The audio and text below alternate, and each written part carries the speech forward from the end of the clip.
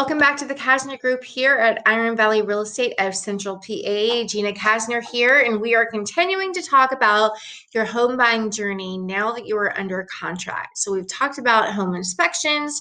What we haven't yet talked about is appraisals. So what happens with that? Your lender will actually contact you pretty early on, probably within the first week, to go ahead and order the appraisal on the property. What happens is that it goes out into a blind appraiser pool, and we wait for an appraiser to pick up the job.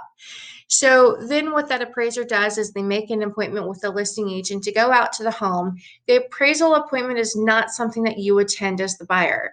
It is simply for the appraiser to really get a good idea and feel for the home to make sure that what the bank is lending you is truly what the home is worth. What can happen sometimes with an appraisal is that sometimes we do see some appraisal cuts. And let's say that you buy a property for $500,000, you're under contract for $500,000. But the appraisal comes back and is only worth $475,000. Well, who's picking up the rest of the $25,000 difference?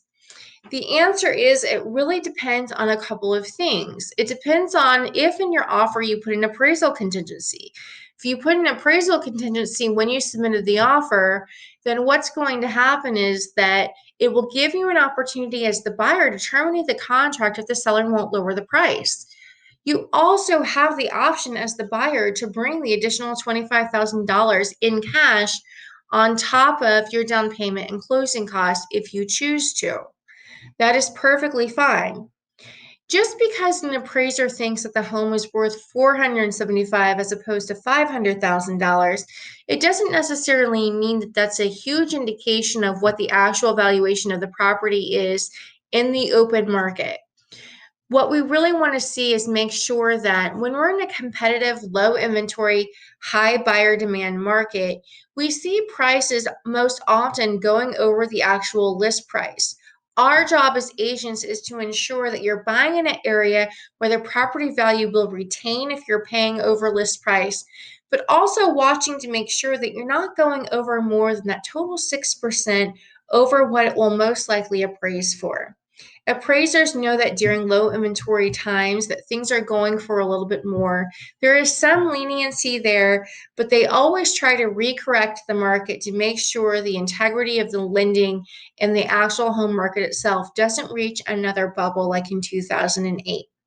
So home appraisals are often a negotiation for the cuts. They're often a negotiation between the buyer and the seller. Sometimes the seller comes down all the way. Sometimes the buyer and seller agree to meet in the middle. There's all sorts of ways to be able to do that.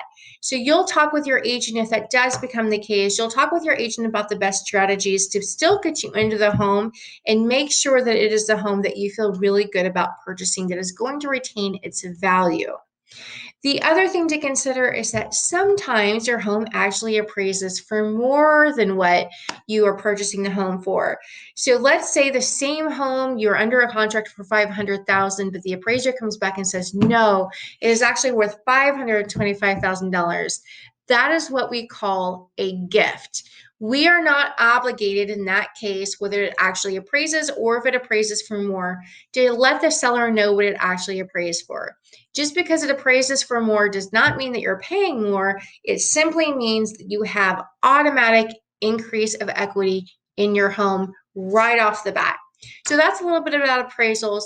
We'll talk about your appraisals in your exact situation as they come in.